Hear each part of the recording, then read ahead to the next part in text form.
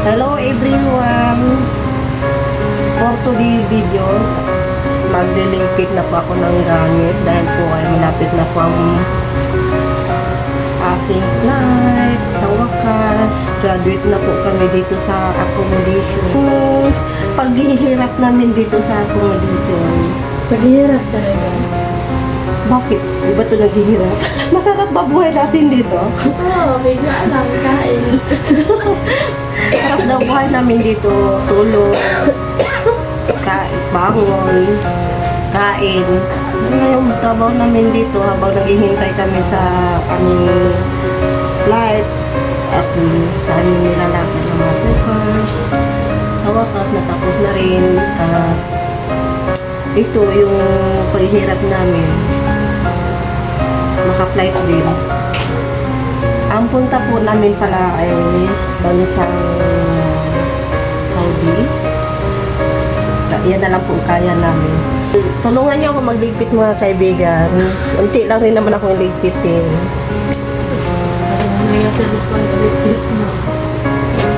Yan po, ganito po kalaki yung malita ko. Ah? Puno-puno. Pero kunti lang naman ito. Hindi ako pwedeng magdala ng maraming gamit dahil po yung pagdating doon po sa aming pupuntang bansa, hindi na po kailangan ng gamit, mga damit na marami kasi uniform naman po ang ginagamit namin doon. Kaya ito, kunti lang. Pwede namin dalhin doon ay medyas, jacket, panloob lang. At tingnan mo mga kaibigan ko lang namin. Pero ito tayo Kalat lang akong mga gamit dito kasi ayan na ang mga gamit. Kunti lang po yung mga gamit. Dami. Ang Dami na yan. Ang gulo-gulo po. Lipitin ko po yan. Lipitin ko lang yan. Kahit ganito na lang siya. Magkalat sa dyan. At least kunti lang. Paano yung nagamit mo? Oo, ito lang gamit kong dala. Yan. Itong mga short na po to, hanggang loob lang ito sa kwarto, sa magamit namin. Pantulog lang po yan, saka yan, pantulog lang. Pag yan ang sunod mo. Pang-sexy namin mga damit, yan. Bawal. Ito po namin mga gamit.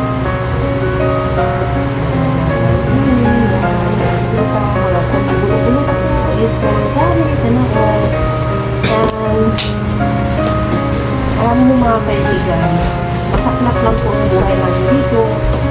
Walang pamilyang tumatawag, walang mangungusta. Alam mo kasi mga kaibigan, wala kaming pirang padala sa kanila. Pero kung nandun na kami sa abroad, ang mga kaibigan sa ngayon, hindi ako pinapumusta aking pamilya dahil po wala akong pirang pinapadala sa kanila. Kasi po nagka-apply kami dito, kaya hindi nila ako pinapumusta. Nandito na talaga ang buhay ng mag-OFW. Kumustahin lang tayo pag may pera na tayo, may sahurin na tayo. Mahalaga ka lang sa pamilya pag may pera kang hawak-hawak.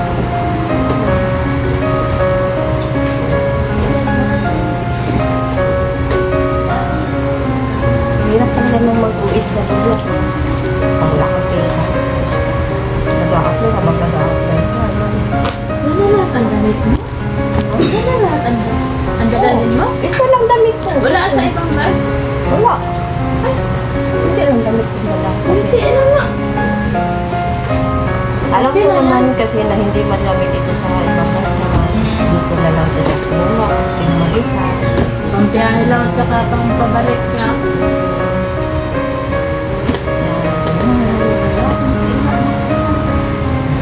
Ang pants mo parang marami. Yan. Pero pagdating ng 2 years, mapuno yan. Wala ka. Puno pala ng chocolate. Chocolate, punuin mo. Ayan. Pampasalubong na. Pasalubong. Puno yan. Pero, wala.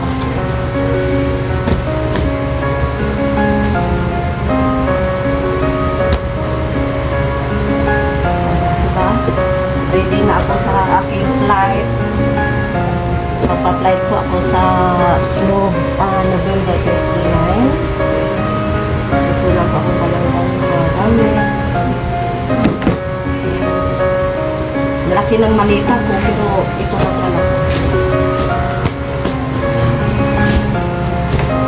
Diba? Magaan lang ito. Mabigat. Yung mga 10 kilos lang ito yan. O, 10 kilos. Ay, tinimbang ko sa ano. Malamping ko. Pagbalik ko, magtatlong malita na ito. Dalawang bag pera. After 2 years, ayan ang maano namin. Pero wala pa akong mga ano, wala pa akong mga sabon. Kailangan po namin ng gamit namin na isang buwan kasi alam po namin na wala pa kami sabon.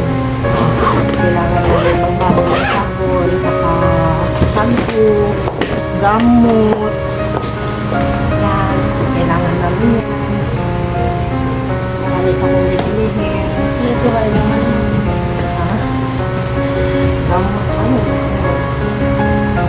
Kailangan mo. Saka napkin. Mayroon na po ako ng napkin. May isang buwan na rin yan. Pagdating na isang, bili tayo. Pang ano lang yan ba? Pang isang buwan lang. Napkin na yun.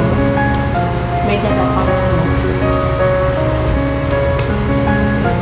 Ito naman kasi, pag nasuot ko, ano ba dito? Yung may ano siya? Yung may palahibo ba siya? Ano yung naiwan ng mga kulay? Ganun. Alam mo. Ganun, lapahan ko na ito. Pero naman pa rin.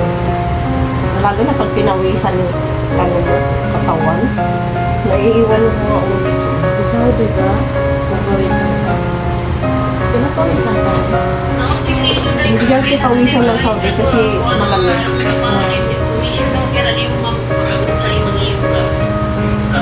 Malamig dun sa Saudi. Ibang bansa. Kaya kailangan namin ng jacket.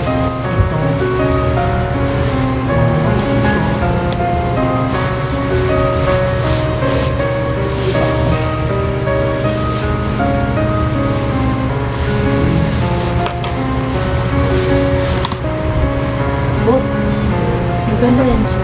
Saudi. kailangan ito ganito. Hindi yung ganyan. Pwede lang ganyan. Pero mas parang okay. Kasi ano siya, parang plastic. Marami, lamig. Masyadong malamig doon. Ngayon, November, papunta ko. Pag January, natin. Pag January. January, February, maraming lamig. February, March. Ha? Kailangan mo talaga ng ganyan. Kung pag-init naman, hindi mo rin maramdaman kasi may aircon kayo. Hindi ka rin mapawisan doon. Pag pumupunta ka lang sa labas, grabing init sa labas, saka ano, akala mo yung may apoy ba na nagano sa inyo yung malaki. Kaya ako pag ako doon, nagtatapon ako ng basura. Takbo-takbo talaga ako kasi grabing init. At ikaw pa na ba? Kahit gabi yan, ano ba? Kahit gabi, magtapon ka ng basura, mainit pa rin talaga. Mainit pa talaga. Kaya, pag naglamig naman, hahanap ka naman ng mainit na lugar. Doon ka doon ka magtatago ba? Kasi pag malamig sa grabe ng yung mga kamay mo, yung ano ba? Magatuyo? Oh, hindi yung grabing lamig ng hinig. Tapos minsan ko yung panga mo na gagaganyan na sa lamig. Kailangan mo lang, minsan pag wala na akong trabaho, nagsusuot ako ng jacket kasi pag nagpugas ka, nagtrabaho ka, kailangan yung, ano kasi yung jacket eh, ano ba siya, sagabal sa, ano, trabaho, kaya hinuhubad ko siya. Yung ang lamig, uy, kailangan mag-medyas. Pag wala kang medyas, yung dito mo, namamanhid na, yung mga paa mo, namamanhid mo yan sa, ano, lamig. Kailangan mo yung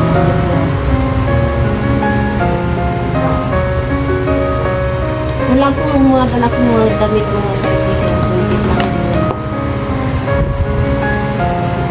Hindi naman kailangan ng maraming gamit dun sa ibang bansa kasi hindi po namin yun magamit yan, hindi po nilang pang mga susukin.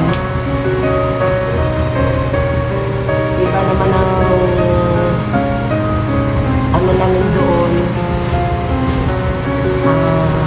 panibagong makisama,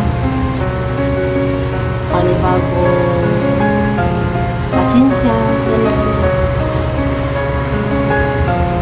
Kailangan ng haba ng pasensya natin sa ibang bansa. Kung wala kang mahabang pasensya, anong mangyayari sa'yo? Baka uwi ka ng Pilipinas. Yung kailangan natin sa ibang bansa. At sana naman ang magiging amo, mabait sila. Sana maayos ang aking kalagayan, makakain ako sa isang araw 3 beses, diba? At aking sahod, ang unang-una talaga ang importante sahod na ibibigay nila buwan-buwan. Yung talaga importante guys. Di ba din na hindi maganda aking tulugan ng kwarto, hindi maganda. Ang importante, pagkain at sahod. Yan lang po ang importante. At saka, mabait sila. Yan lang. Yung sa trabaho, na problema. Kasi, kayang-kaya natin. Ako, kayang-kaya natin po.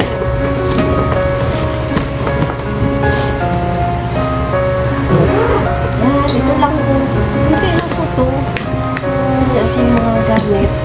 Ready na po ito para sa biyahe ko. Sa flight, 29 ng November. Tama-tama, mag-December na. At saka ako naman umayas.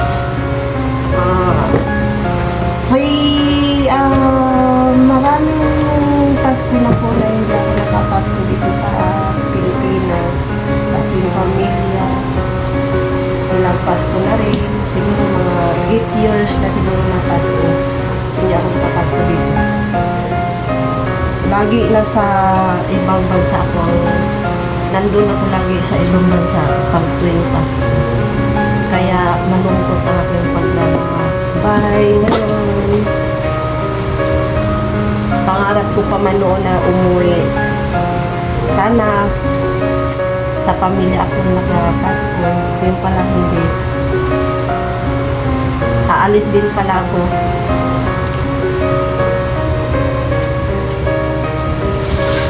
Palungkot lang.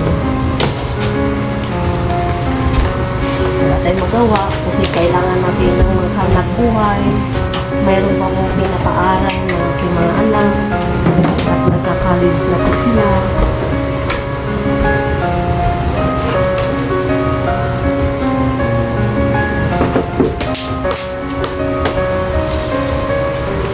Sige na, biyak ko na.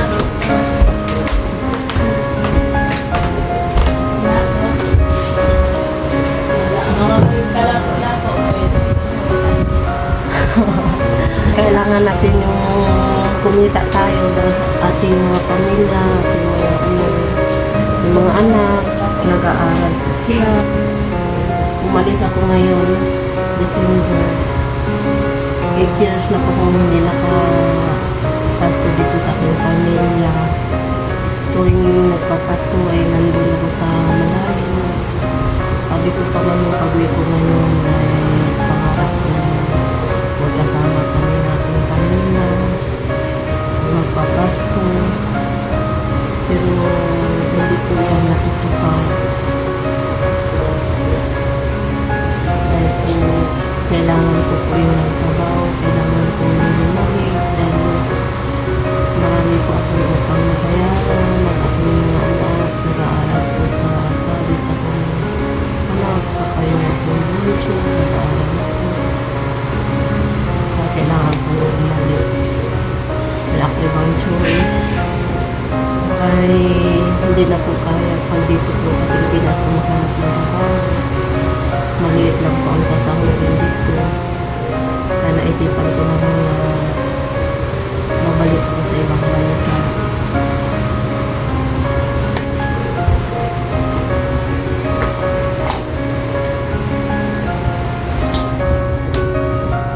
Pagdating ko dun sa aking magiging hindi po ako pagbawalan ng cellphone.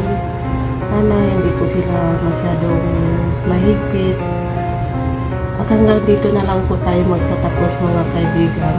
At sana po ay suportahan niyo ako sa aking vlog. Maraming salamat